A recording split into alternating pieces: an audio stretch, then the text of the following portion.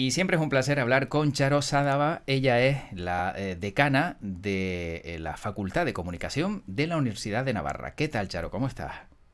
Muy bien, un placer estar aquí y compartir este ratito contigo. Sí, la verdad que es una alegría poder charlar, poder hablar un poco de comunicación, de todo un poco en general, también de Ujú. algo a lo que estás muy vinculada, ¿no? Que es protección de los niños y adolescentes, ¿no? En entornos digitales.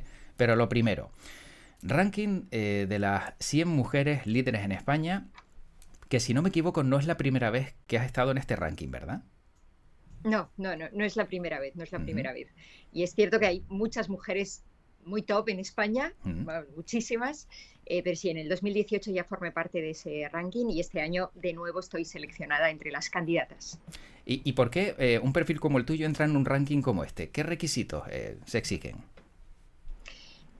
Hombre, yo creo que aquí hay dos cuestiones. Una tiene que ver con el tema que trabajo, uno de los temas que trabajo desde el ámbito, mi parte investigadora, que es un tema de gran relevancia social en este momento, tiene que ver con esto, pues con los niños, los adolescentes y el uso que hacen de la tecnología, que es algo que creo que vamos, entra por los ojos, ¿no? La importancia y también la preocupación que hay en la sociedad sobre este asunto. Y entonces yo creo que eso ayuda a, y por otro lado también pienso que el hecho de estar al frente de esta facultad, de la Facultad de Comunicación de la Universidad de Navarra, que tiene también me parece una gran importancia tanto en España como en América Latina, de alguna manera también puede justificar esta inclusión, aunque no quito, vamos, que hay...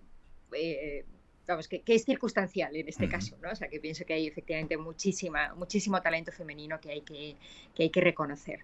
Bueno, claro, son 100 mujeres líderes en España de diferentes perfiles y el tuyo pues entra dentro del área de comunicación, que no sé si hay algún perfil más similar o parecido, porque claro, también ver perfiles en comunicación suele costar y por Ujú. fortuna, también como indicas, el hecho de poder, ¿no? Definirlo y acercarlo, ¿no? A esa protección de los niños y adolescentes también abre la puerta, ¿no? A que pueda formar parte de este ranking. Sí, o sea, la realidad es que hay varias categorías y mi Ujú. categoría es precisamente la categoría de experta y de académica y por eso creo que no, en mi categoría compito con personas de la categoría de Margarita del Val, o sea, digo que, pues, Claro. que, es- que no se dedica a la comunicación, pero que claramente es un referente en el Mm. mundo de la ciencia y también en la sociedad en general, ¿no? Y por eso estoy en esa otra categoría. No tanto me reconocen como alguien de comunicación, o sea, no Ujú. sino precisamente por el tipo de trabajo que hago más en la parte de investigación. Bueno, y dentro de esa, como decíamos, ese control, esa observación, ¿no? De qué hacen niños y adolescentes en los entornos digitales, desde tu punto de vista, ¿en qué punto nos encontramos? Bueno, creo que el otro día hablaba también con un colega tuyo, alguien de una emisora de radio local, y él me planteaba algo parecido, pero él añadía un elemento adicional y decía, claro, es verdad que ahora muchos padres, muchas madres, que quizás son un poco más jóvenes, ¿no? Y tienen ya un conocimiento sobre, ¿no? Por lo menos pueden tener una intuición más acertada sobre qué Mm. está pasando en la vida de sus hijos y de sus hijas, ¿no? Cuando están utilizando la tecnología y de alguna manera eso implica un cambio respecto a un cambio que de alguna manera puede ser a mejor, ¿no? Es verdad que creo que venimos de un momento en el que para las familias, para los padres, para las madres fue una enorme sorpresa porque conjugar la variable digital en la vida de sus hijos era algo inconcebible, no porque fueran peores o no fueran capaces, sino simplemente porque no entendían, ¿no? Qué significaba aquello. Eh, Creo que ahora efectivamente para muchas familias esta realidad no les pilla tan de sorpresa, aunque es cierto también que la rapidez y la capilaridad con la que la tecnología ha llegado a la vida de los adolescentes implica un nivel de involucración tal que creo que pese a todo a las familias les sigue desbordando de alguna Mm. manera, ¿no? Y porque es muy rápido, porque aparecen continuamente nuevos formatos, porque cuando antes pensábamos que todo empezaba y acababa en, no lo sé, en Instagram, pues de repente nos vamos a Twitch o nos vamos al papel de los influencers y cómo los menores son o no capaces de distinguir eh, ese elemento adicional de intencionalidad que hay detrás de los discursos de los influencers, ¿no? O esas relaciones parasociales que pueden también tener en alguien que está madurando Mm. un efecto no, a veces nocivo, ¿no? O no positivo. Y todo esto, a mí, por ejemplo, hay un dato también que me llamó muchísimo la atención y es que parece que ahora los jóvenes y adolescentes la información ya no la buscan en Google, están directamente yéndose a TikTok y a Instagram para encontrar un contenido de repente, pues de cualquier cosa. Eso que antes hacíamos en un buscador, algunos que seguimos haciendo, los jóvenes no lo hacen y ahora ya esa tendencia ha cambiado. Sí, sí, ha cambiado porque tenemos que recordar siempre que estamos ante una generación muy visual.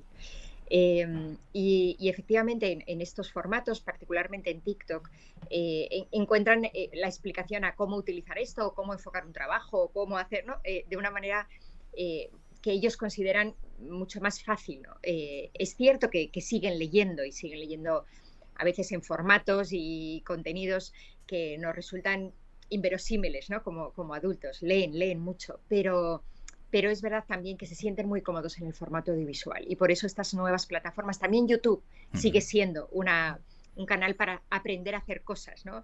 El otro día hablaba con una sobrina que tiene 14 años y estaba estudiando un examen de química y me decía, ¿no? Hay algunas cosas que la profesora no he conseguido entender y estoy en un canal de YouTube ¿no? Explicando, intentando entender esos problemas o esas cuestiones que tenía que resolver, ¿no? O sea que de eso también tenemos que ser conscientes. Claro, a través de los tutoriales, pues ya a lo mejor pues bastante puedes aprender, ¿no? Siempre y cuando estos tutoriales pues veas que tienen sentido, ¿no? Que no se lo ha inventado alguien, que esa es otra de las trampas, ¿no? Y los peligros de los que hablabas, el encontrar perfiles que se consideren influencer, pero que luego detrás de ellos solo hay una manera de especular y vender y pueden hacer daño a mucha gente. Exacto, o sea, esa quizá es la pieza clave, ¿no? Y es esa capacidad crítica que tenemos que tener como usuarios para saber si la información que nos están contando, hombre, aparte de ser verosímil, ¿no? Porque es verdad que la verosimilitud o ese aspecto de verosimilitud puede conducir a una cierta confianza, pero no solo eso, sino que tenga unas bases, ¿no? Unos argumentos racionales y ciertos en la medida de lo posible y sobre todo cuando va destinado pues eso, a aprobar una asignatura o a hacer un trabajo que va a influir en mi nota o por supuesto a tomar una decisión sobre hábitos que pueden incidir en mi salud o en mi bienestar personal, ¿no? Por supuesto. Claro, ¿cómo ves, por ejemplo, la llegada también de inteligencia artificial como ChatGPT, del que tanto estamos hablando, que de repente le dices, hazme un trabajo de no sé cuántas palabras y como decana de Facultad de Comunicación, yo no sé si esto te da peligro o temes que alguno lo pueda utilizar porque luego vete a rastrear algo así, ¿no? Esto al final, por un lado ayuda, pero por Sí, otro... no, antes decías, los menores ya no utilizan Google para Claro. buscar. Y yo pienso que con herramientas como esta, tampoco nosotros, o sea, es verdad que tú se lo puedes preguntar a inteligencia artificial y no solo te da la búsqueda. Yo el otro día hice la prueba y pensé, ¿cómo preparar un discurso para la graduación? ¿No? Y tengo una propuesta maravillosa, ¿no? de la que partir y conforme más enriquezcas la petición, más acertada va a poder estar esa respuesta, ¿no? Sin duda, creo que estamos ante un gran reto. El otro día leía también algún experto que decía que desde luego Google no se va a quedar parado y que podemos esperar que en los próximos meses respondan a este tipo, ¿no? de servicios de inteligencia artificial mucho más comprensivos y comprensivos también, ¿no? Por lo tanto, creo que esta carrera no ha hecho más que empezar. O sea, y esta, ¿no? Irrupción de hace, nada, 3 semanas, estamos hablando, 3 semanas, no mucho más, Sí. de esta herramienta, desde luego abre muchas preguntas, ¿no? Pues eso, trabajos.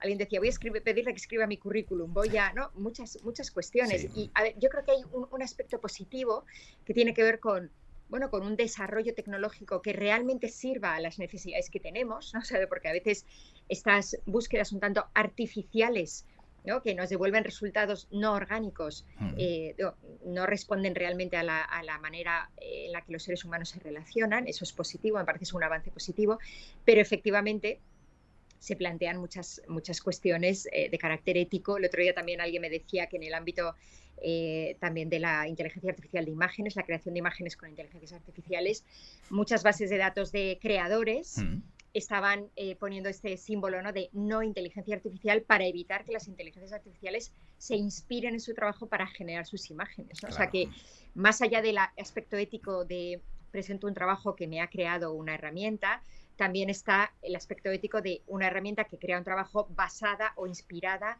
en imágenes que tienen un autor o una autora, ¿no? Y eso esto tiene tantas dimensiones que, Sí. bueno, creo que será desde luego uno de los retos del 2023.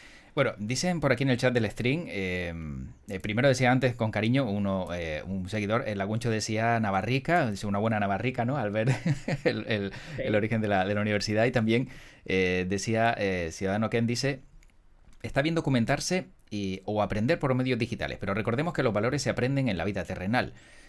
Si no, no vale mucho o nada de lo que se lee o mira. Recordemos ese spot publicitario que decía la potencia sin control no sirve de nada. Gracias. Ujú. Sí, o sea, estoy en parte de acuerdo con esta Mm. afirmación porque creo que el mundo terrenal hoy en día también incluye al digital.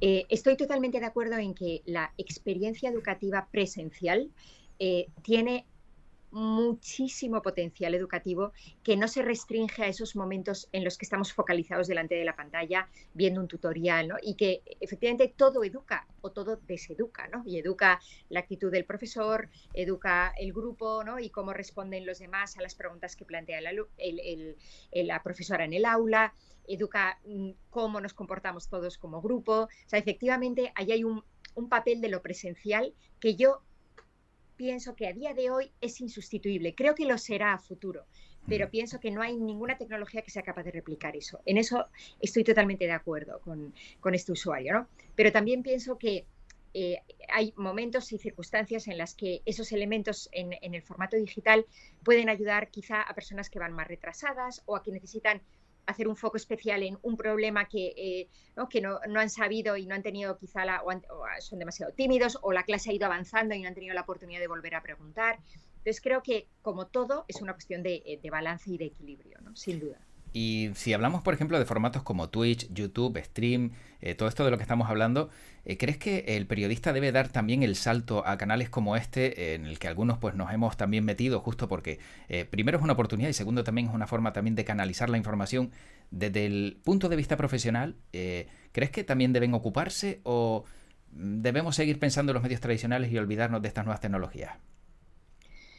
Bueno, yo creo que olvidarse de los medios tradicionales es algo que ya hemos hecho. O sea, digo, creo que esas naves ya están, bueno, no quemadas en el sentido de que los medios tradicionales siguen existiendo, pero sí quemadas en el sentido de que debemos quedarnos solo allí, ¿no? O sea, creo que ya estamos en esta realidad en la que, bueno, tenemos que, como profesionales de la comunicación y en este caso como periodistas, mirar las nuevas posibilidades y ver si hay alguna manera de utilizar estos canales que aparecen, ¿no? Estos nuevos canales para, bueno, para seguir haciendo lo que debe hacer un periodista, que es seleccionar, revisar con una visión crítica la actualidad parcial, o sea, de nicho, ¿no? De un área concreta o general, y transmitirla a un grupo de usuarios. O sea, yo, por supuesto, creo que hay que valorarlo y que si alguien, como en tu caso, ¿no? Mm. Alguien considera que aquí hay un hueco para satisfacer las necesidades de una audiencia en un ámbito geográfico concreto o en un ámbito temático,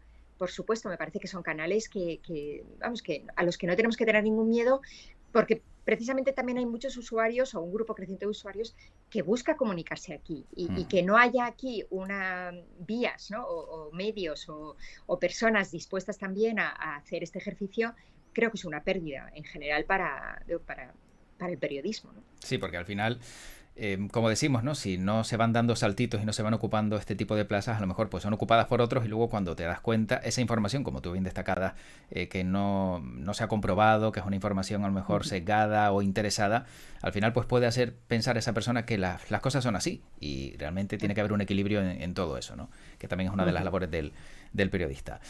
Bueno, por aquí dicen, Charo, porque has visto que son canales muy interactivos donde preguntan Sí, mucho y sí, eso es una sí, sí, me maravilla. encanta. Sí, sí.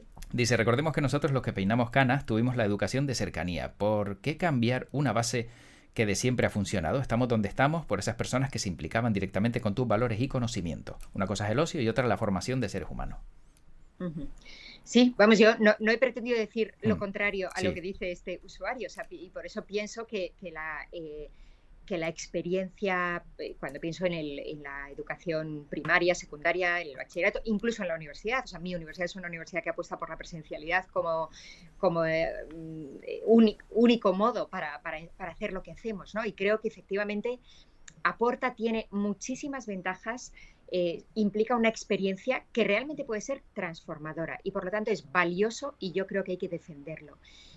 Ahora bien, esto no quiere decir que eso no pueda ser complementado en algunas circunstancias, para algunos momentos concretos y probablemente de una manera más conforme vamos avanzando en la formación, no tanto en los primeros niveles, sino en los niveles más avanzados, en los universitarios o los post-universitarios, pueda ser complementado por otras, también por lo que el digital puede ofrecernos, ¿no? Y pienso, por ejemplo, en la pandemia una cosa que hemos aprendido es muchas personas mayores, adultas, ¿no?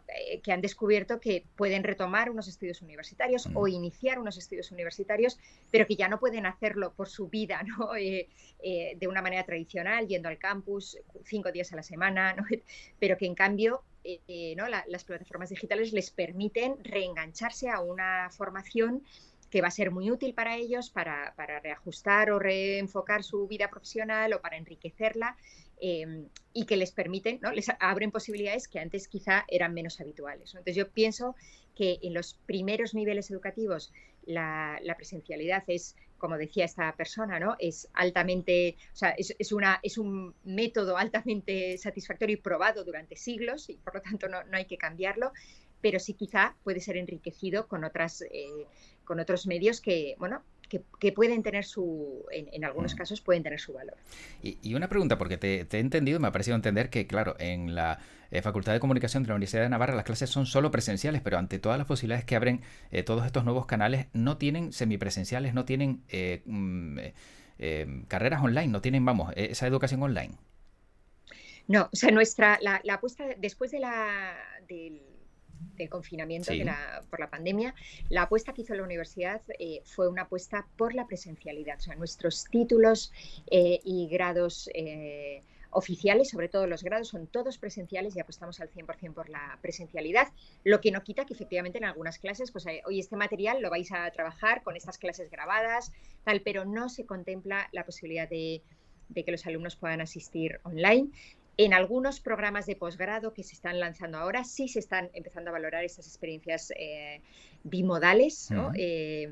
Pero en lo esencial de la universidad, que son los grados, la formación en los grados universitarios, son presenciales al 100%. ¿Y por qué? ¿Porque es más efectivo? ¿Porque digamos, el alumno aprende más de esta manera? Porque consideramos nuestra apuesta, o sea, consideramos que nuestra propuesta de valor, en este caso, pasa porque el alumno esté en el campus. Creemos sinceramente en la capacidad transformadora que tiene la experiencia campus para el alumno, con todo lo que implica, que no son solo las clases, es muchísimo más que las clases, ¿no? Es el alumno que viene a clase, que se encuentra con sus compañeros, que tiene actividades extraescolares, que puede ver a su mentor en su despacho, que puede tomar un café con un profesor al acabar la clase, que estamos realmente convencidos de que eso tiene una capacidad transformadora que a día de hoy no hemos encontrado una herramienta digital que sea capaz de sustituirla. Claro, porque nos volvimos un poquito, voy a entrecomillar, más salvajes con la pandemia y claro, sociabilizar siempre está muy bien y como tú bien dices, pues ese contacto humano no se debe perder, ¿no? Y entiendo que también Exacto. es una de las facetas importantes que trabajan.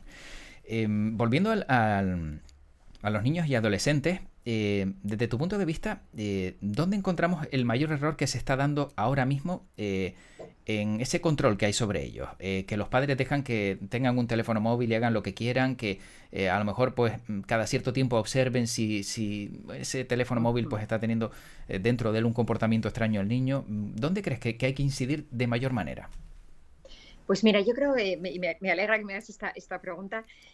Hay ya una literatura científica bastante avanzada que señala a que en la mayor parte de los casos los padres controlan el uso que los menores hacen de la tecnología a través del tiempo de uso, cuánto tiempo estás conectado, y está demostrado que no es el tiempo o no es solo el tiempo, sino que sobre todo es para qué se usa, ¿no? Entonces, utilizar estrategias de control parental basadas en llevas más de 15 minutos conectado o más de 1 hora conectado, déjalo, no es suficiente, ¿no? Y en algunos casos es absolutamente ineficiente. O sea, es más importante, alguien puede estar conectado solo 10 minutos y haber o sea, y ser demoledores esos 10 minutos por lo que ha estado haciendo, quizá hablando con una persona que se hace pasar por un adolescente y en realidad es un adulto con intenciones no muy honestas.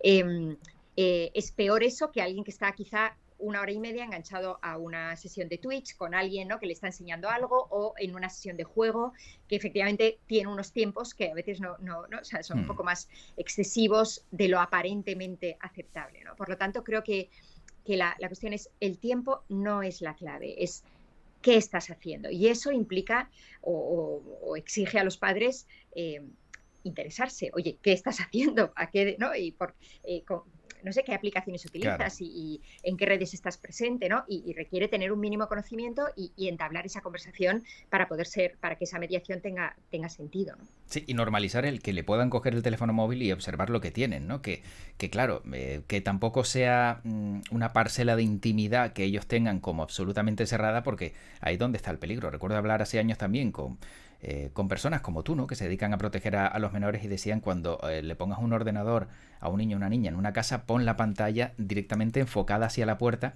porque así cuando entres podrás ver rápidamente, si intenta ocultar algo, qué es lo que está haciendo, porque hay veces que, claro, cuando llegas le da tiempo de minimizar, quitar, y eso puede ser peligroso también, ¿no?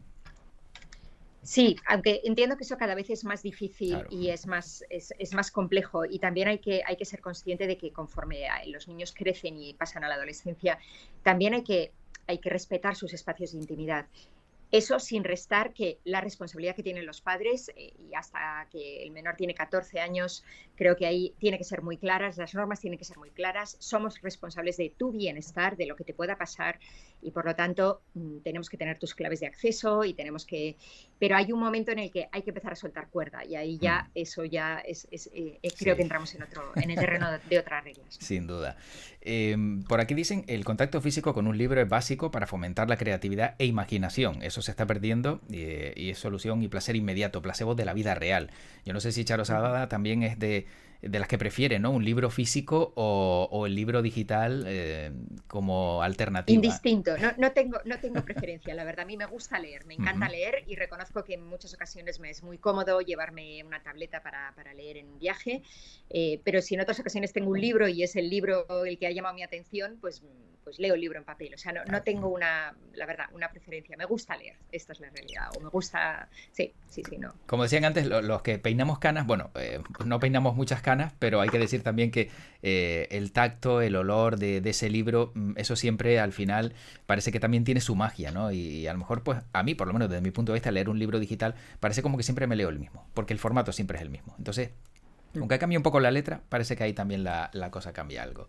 Bueno, para no quitarle mucho más tiempo a Charo Sábada, también me gustaría preguntar, desde el punto de vista de comunicación, si cree y considera que una carrera como la de comunicación, periodismo, está siendo deseada por algunos alumnos. Lo digo porque también, si no me equivoco, bueno, después de la espiral del silencio de Noel Neumann, pasamos a la de Jameson, cuando decía la espiral del cinismo, donde se culpaba, ¿no?, a los medios de comunicación por ser, digamos, los catalizadores de que el conflicto político se diera a conocer. Y claro, estamos viendo que hay tanto conflicto político que los medios de comunicación también son señalados. ¿Los futuros periodistas tienen en cuenta que también van a ser señalados de cara al futuro, y la carrera, como digo, de comunicación está siendo bien vista? Bueno, creo que estamos pasando por un momento crítico, efectivamente, donde la confianza de los ciudadanos en las instituciones, incluidos los medios de comunicación, no está viviendo sus mejores momentos, ¿no? Y creo que de alguna manera pagamos platos que no son nuestros, platos rotos que no son nuestros, eh, pero también tenemos obviamente nuestra responsabilidad, ¿no?, nuestra parte de responsabilidad. Creo que tenemos que ser conscientes de que la naturaleza, ¿no?, el deber de los medios no es servir a la autoridad, sino ser su perro guardián, ¿no? O sea, o sea, ser el perro guardián de la ciudadanía en este Mm. caso, ¿no? Y por lo tanto, saber cuándo hay que ser crítico con quien manda o con las decisiones que se toman. Y a veces creo que a veces esto, bueno, no siempre se está haciendo, ¿no?, de la mejor manera. Y eso contribuye sin duda a generar desconfianza en los ciudadanos, ¿no? O sea, pienso que... sí, yo creo que los estudiantes de periodismo y los estudiantes de comunicación son conscientes de esto. Por eso tenemos estudiantes muy también aguerridos, muy valientes, muy dispuestos también a luchar contra esto, ¿no? sí, esto por lo menos lo podemos ver en las generaciones más jóvenes. Además que es una carrera preciosa bueno, hay que disfrutarla. También hay que disfrutarla, las cosas como son. Sí. Bueno, una última cuestión. Influencer. ¿Qué opinión te merecen los influencers? ¿Crees que debería ser algo que estuviera arreglado, controlado, o que deberían desaparecer también por a lo mejor lo que decíamos antes del peligro que puede suponer? Bueno, creo, de hecho, o sea, ya hemos empezado el camino de regularlo, ¿no? La nueva Ley General Audiovisual ya habla de los creadores de contenido, donde se incluirían estos nuevos perfiles. A partir de enero del 1 de enero del 23 van a estar mucho más obligados a señalizar cuando sus contenidos tienen algún tipo de interés comercial detrás. O sea, creo que es una figura que ha aparecido, de reciente aparición, pero que tiene una responsabilidad que ellos no pueden negar, ¿no? Porque llegan a muchos usuarios, muchos de ellos muy vulnerables en razón de su edad, sobre todo, y por lo tanto tenemos que asegurar la máxima transparencia para facilitar que la interpretación de esos contenidos sea la correcta, ¿no? Y no generar engaño, ¿no? Porque no, pero mira qué bien me queda esta sudadera, ¿no? Qué chula es, sí. y es la que más me gusta, y detrás está la marca pagándote la sudadera, ¿no? O sea, hay que ser súper transparente, sí, porque nos estamos jugando mucho. No estamos jugando la confianza en general de la sociedad, que cuando se siente engañada se rompe, y eso creo que es algo súper valioso que tenemos que preservar. Pues sí, me quedo con esas palabras y no le quitamos más tiempo a Charo Sadaba, que me ha encantado volver a hablar sobre comunicación, sobre entornos digitales y sobre todos estos adelantos que la verdad que nos comen día a día. Yo no sé si tienes algún deseo para 2023 que nos quieras revelar para este año que llega. Pues mira, me encantaría que desde las profesiones de la comunicación fuéramos capaces de contribuir a rebajar el nivel de ruido social y a trabajar por la paz. Por la paz no solo en los conflictos que tenemos abiertos, tristemente, sino también la paz en nuestros círculos más próximos, ¿no? Y creo que la comunicación puede hacer mucho por eso. Pues me sumo a tus palabras y te agradezco también que lo hayas trasladado en este programa. Charo, cuídate mucho, un fuerte abrazo y lo que necesites por aquí estamos. Igualmente, un placer hablar con todos. Gracias. Feliz Navidad. Feliz Igual. año. Chao, hasta luego.